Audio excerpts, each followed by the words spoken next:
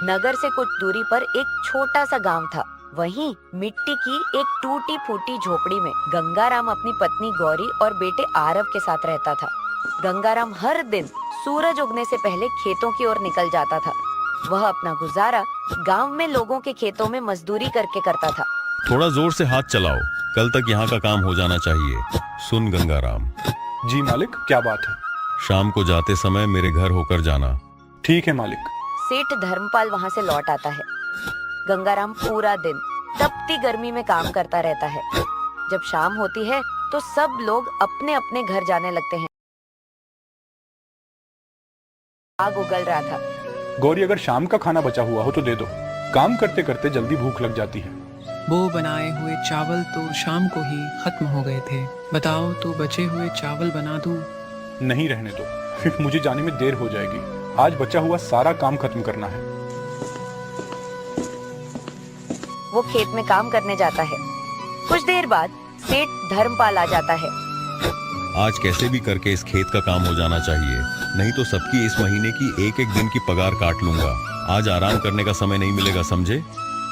मालिक, आप तनिक भी चिंता न करें, हम आज पूरा काम कर लेंगे। बस थोड़ा पानी रखवा दो खेत में। गंगाराम सुबह से लेकर दोपहर तक बिना रुके खेत में काम करता रहा। उसका शरीर जवाब दे गया। दोपहर की धूप में बेहोश होकर गिर पड़ा। अरे, ये गंगाराम को क्या हुआ? लगता है गर्मी की वजह से बेहोश हो गए। इनको जल्दी से उठाकर छाया में ले चलो। वह उसको उठाकर पास के पेड़ के नीचे लिटाते हैं और उसके मुंह पर पानी छिड़कते हैं। कुछ मिनट बाद गंगाराम को होश आया। अब कैसा लग रहा है? मैं तो ठीक हूँ, बस वो थोड़ा सा चक्कर आ गया। चलो अब ये बचा हुआ काम आज शाम तक करना है, नहीं तो मालिक गुस्सा करेंगे। तीनों फिर से काम करने लगते हैं। गंगाराम अपनी तबीयत की चिंता किए बिना काम करता रहा। मालिक, हमने वो सारा काम कर दिया है, अब कल क्या करना होगा? जब कल आओगे तो बता देंगे। और हाँ, जल्दी ही आना है सबको। शाम को वह घर लौट रहा था। अंधेरा हो गया था। वह अपने आप से बातें करते हुए, हे भगवान, तू मुझे ये किस पाप की सजा दे रहा है? कम से कम रात तो मेरे आराम के लिए बना देता। इतनी मेहनत करने के बाद भी मैं कभी भी अपने बेटे और पत्नी को 2 वक्त की रोटी के अलावा और कुछ न दे सका। वह ऐसा सोचते हुए जा रहा था। सड़क पार करते वक्त एक तेज कार ने उसे कुचल दिया। गंगाराम वहीं गिर पड़ा।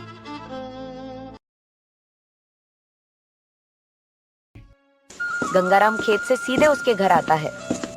मालिक, आपने किस लिए मुझे बुलाया? वो बाहर कुछ अनाज की बोरियां हैं, वो अंदर रख दो। मजबूर गंगाराम कुछ नहीं कहता है। जी मालिक, मैं अब भी रख देता हूँ। बेचारा दिन का हारा थका गंगाराम उदास मन से बोरियां उठाकर अंदर रख देता है। मालिक, मेरा काम हो गया है, अब मैं चलता हूँ। अरे रुको, ये थैला ले लो। इस काम के बदले ये 3 किलो चावल लेते जाओ। उसके चेहरे पर थोड़ी मुस्कान आती है। वह उस थैले को लेकर देर शाम थका हारा लौटता है। आरव बेटा, देख आज थोड़ा चावल लाया हूँ। आज सेठ ने थोड़ा और काम करवाया, तब जाकर ये मिल पाए। बाबूजी, आप इतना मत मेहनत किया कीजिए। कल से मैं भी आपके साथ चलूंगा, कुछ मदद हो जाएगी। वह उसकी बात पर ध्यान ही नहीं देता है। वह गौरी को चावल देते हुए कहता है, इसमें से जल्दी से कुछ चावल बना लो, बहुत भूख लगी है। फिर गौरी जल्दी से चावल बनाती है। सभी लोगों ने पेट भर भोजन किया और चैन की नींद सोए।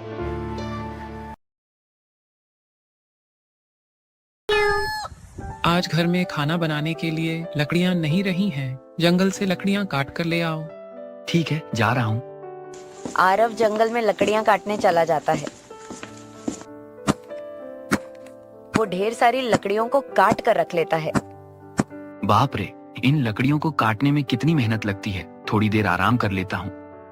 वह आराम करने के लिए बैठ जाता है।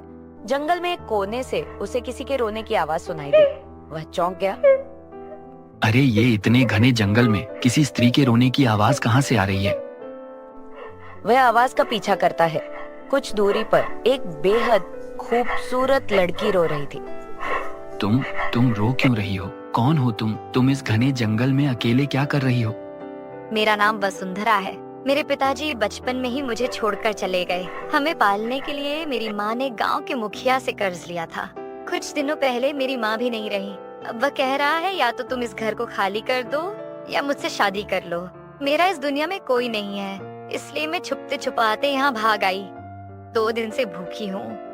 तुम्हारा इस जंगल में रहना सही नहीं। यहाँ तुम्हें जंगली जानवरों का खतरा है। तुम हमारे साथ घर चलो। फिर वसुंधरा आरव के साथ उसके घर आती है। आरव के साथ उस लड़की को देखकर उसकी माँ कहती है, तुम्हारे साथ ये सुंदर लड़की कौन है? आरव जंगल में हुई सारी घटना को बताता है।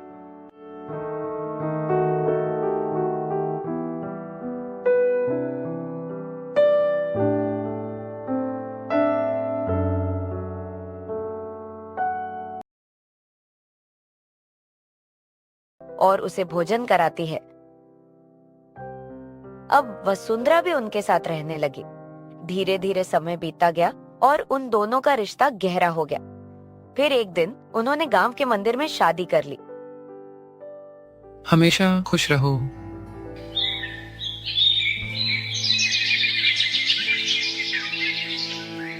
अब मैं चलता हूँ। अरे ये खाना तो साथ लेकर जाओ। वसुंधरा आरव को खाना दे देती है। आरव मछली पकड़ने के लिए चल देता है और जाते समय अपनी किस्मत को कोसता। इतनी प्यारी पत्नी मिली है मुझे, मगर मैं उसे ठीक से कुछ दे भी नहीं पा रहा। हे भगवान। एक दिन नदी किनारे उसे एक घायल हिरण मिला। वह तड़प रहा था। अरे इस हिरण को किसने मारा? ठहर, मैं कुछ करता हूँ। आरव ने उसे पानी पिलाया और उसकी जख्मों पर पत्तों से मरहम लगाया। तभी हिरण ने चमकना शुरू किया और एक देवी के रूप में बदल गया। आरव घबराकर पीछे हटता है। अरे आप देवी हैं, लेकिन आप हिरण बनकर जंगल में क्यों भटक रही थी? घबराओ मत आरव, मैं तुम्हें कुछ नहीं करूंगी। हजारों सालों से मैं इंसानों की दयालुता की तलाश में भटक रही थी, लेकिन हर जगह मुझे डर, लालच और हिंसा मिली। मैंने सोचा अगर कोई बिना स्वार्थ के मेरे लिए रुकेगा, मेरे दर्द को महसूस करेगा, तो वही इस अंगूठी का सच्चा हकदार होगा। मैंने हिरण का रूप इसलिए लिया। तो आपने मेरी परीक्षा ली थी? नहीं आरव, मैंने कोई परीक्षा नहीं ली। तुम्हारा दिल ही मेरी सच्ची पुकार सुन बैठा था। यही इंसान की सबसे बड़ी शक्ति है। आरव देवी माँ से पूछता है, लेकिन देवी, आपको ये अंगूठी किसी सच्चे इंसान को देने के लिए किसने कहा? ये कोई साधारण अंगूठी नहीं है। ये उस समय की देन है जब स्वर्ग और धरती के बीच विश्वास की डोर टूटी नहीं थी। इस अंगूठी को ब्रह्मांड की सबसे पुरानी परंपरा के तहत मुझे सौंपा गया था कि जब भी दुनिया में सच्चाई, करुणा और निस्वार्थता का अभाव होगा, तब मैं धरती पर उतरूं और एक सच्चे इंसान की आत्मा को खोजूं। मैं वो शक्ति हूँ जो अच्छे इंसान की तलाश में भटकती रहती है, और अब वो तलाश खत्म हुई। आरव भावुक रह जाता है और कुछ कह नहीं पाता। देवी अंतिम वाक्य में कहती है, ध्यान रहे आरव, ये अंगूठी तुम्हारी नहीं है। ये उस विश्वास की निशानी है जो अब भी इस संसार में जिंदा है। इसका इस्तेमाल मांगने के लिए नहीं, बांटने के लिए करना। जितना तुम बांटोगे, ये उतना तुम्हें लौट आएगी। देवी गायब हो जाती हैं और आरव घर लौट आया। उसने वो अंगूठी अपनी पत्नी और माँ को दिखाई। माँ, देखो जादुई अंगूठी। क्या जादुई अंगूठी? हाँ माँ, जादुई अंगूठी। जब मैं घाट पर पहुँचा,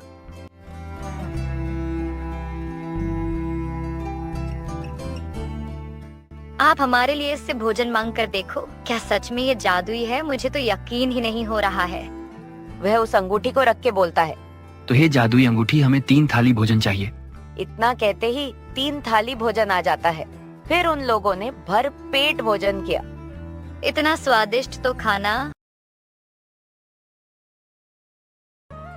आरव की मेहनत और जादुई अंगूठी ने उसे कुछ ही महीनों में गांव का सबसे संपन्न और सम्मानित इंसान बना दिया। उसका नया घर, नाव, घाट और लोगों की मदद करने वाला स्वभाव, सब कुछ बदल चुका था। लेकिन हर उजाले के पीछे एक परछाई छुपी होती है। उसके बचपन का दोस्त बीरू अकेला बैठा था। उसका चेहरा तमतमाया हुआ था। कल तक जिसके घर में चूल्हा नहीं जलता था, वो आज पूरे गांव को खाना खिला रहा है। मुझे कोई नहीं पूछता, सब आरव आरव करते रहते हैं। बीरू जमीन पर मुक्का मारते हुए, नहीं, ये नहीं हो सकता। जरूर इसके पास कोई राज है और मैं वो राज निकाल के ही रहूंगा। बीरू की आंखों में अब केवल ईर्ष्या नहीं, लालच था। वो हर दिन आरव की नजरें चुराकर उसे देखता, आरव के पीछे पीछे घाट तक जाता, उसके आने जाने पर नजर रखता। बीरू अपने मन में फुसफुसाता है, मुझे पक्का यकीन है उसके पास कोई जादुई चीज है, और जब मुझे वो मिल जाएगी ना, तब आरव दोबारा वहीं पहुंचेगा जहां से उठा था, कीचड़ में। आरव अब गांव का मददगार बन चुका था। उसका दिल बड़ा था, हर किसी की मदद करता, यहाँ तक कि बीरू की भी, जो उससे जलता था। मगर बीरू की नजर किसी और चीज पर थी। आरव खेत से लौटकर थका हुआ था। अंगूठी निकालकर वह खाट के पास एक पीतल के कटोरे में रखता है, जो वो हमेशा देवी को जल चढ़ाने के लिए इस्तेमाल करता था। आरव अपनी पत्नी से मैं बहुत थक गया हैं और गायब हो जाती हैं। बीरू अब आरव का नौकर बनकर रहने लगा।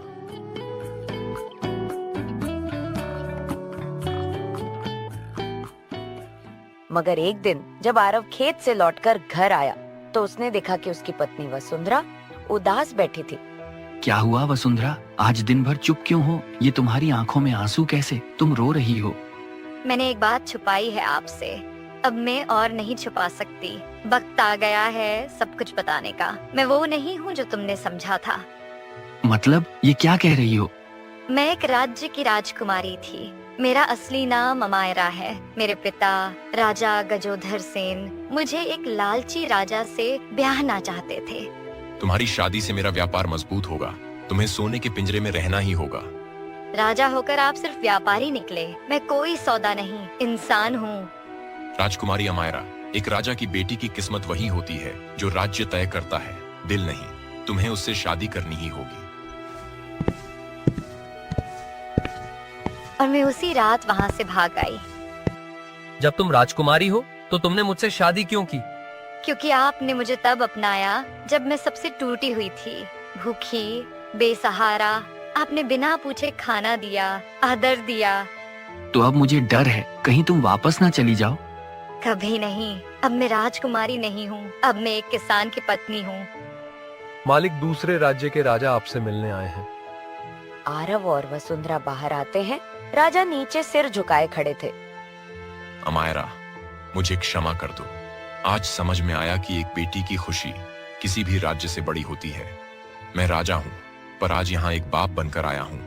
मैंने अपनी बेटी की इच्छाओं को कुचलने की कोशिश की और उसका भरोसा खो दिया। आरव, मैंने एक पिता की जगह एक राजा बनकर सोचा, मगर तुमने बिना सत्ता के मेरी बेटी को वो सम्मान दिया जो मैं कभी नहीं दे पाया। वसुंधरा रोते हुए आगे आती है। अब आप माफी क्यों मांगते हो? क्योंकि अब समझ आया कि असली राजा वो होता है जो बेटी की इच्छा को महत्व दे, और तुमने एक किसान को अपना जीवन साथी चुना। ये साबित करता है कि तुम मुझसे कहीं बड़ी हो। और आरव, मैंने धन को देखा था, पर तूने दिल को जीता है। आज से तू मेरा बेटा है। मैं आज ही अपना काम करना है। करीब आधी रात बीरू चुपचाप भीतर घुसता है। वो धीरे से पीतल का कटोरे से अंगूठी उठाता है। अंगूठी चमकती है, मानो उसे खतरा महसूस हो रहा हो, और बिल्कुल उसी तरह चुपचाप बाहर निकल जाता है। आरव सुबह जब जागता है तो उसकी नजर सीधे कटोरे पर जाती है और उसकी आंखें फैल जाती हैं। अंगूठी कहाँ गई? वो पूरा कमरा, बिस्तर, आंगन सब देखता है। माँ, वसुंधरा, आपने अंगूठी को तो नहीं लिया है? सोते समय मैंने कटोरे में रख दी थी, कहीं मिल नहीं रही है। नहीं बेटा, मैंने नहीं ली अंगूठी। मैंने भी नहीं ली है। लगता है हमारी अंगूठी किसी ने चुरा ली है। अगली सुबह बीरू के घर में एक अजीब सी खुशी थी। बीरू आंखें बंद करके बड़बड़ाता है, हे अंगूठी, मुझे एक बड़ा महल चाहिए। कुछ ही पलों में उसका टूटा सा घर एक चमकते महल में बदल गया। अब समझ आया असली ताकत क्या होती है। आरव, तू गया अब। तभी आसमान में बिजली कड़कती है, घने काले बादल छा गए और एक जोर तूफान के साथ बारिश होने लगी। बीरू के महल पर धड़ाम से बिजली गिरती है और उसका महल कुछ ही पल में जलकर राख हो गया। देवी का स्वर गूंजता है, जिसने छल से पाया वो कभी सुख से नहीं खा पाएगा। आरव ने दया की थी, तूने धोखा। तूने जिस समय अंगूठी चुराई थी उसी समय तुम्हारा विनाश तय हो गया था। यह अंगूठी केवल सच्चे मन वाले दयालु को शक्ति देता है, और जो इसे छल से पाता है उसके लिए ये अभिशाप बन जाती है। बीरू गिड़गिड़ाते हुए कहता है, देवी माँ, माफ कर दो, मुझसे गलती हो गई। मैंने जलन में आंखें खो दी थीं। अगर तेरा पश्चाताप सच्चा है तो सेवा कर, जा आरव का नौकर बनकर रह। आरव गहरी निगाहों से उसे देखता है। जैसे मेरी गरीबी ने तुझे हंसाया था।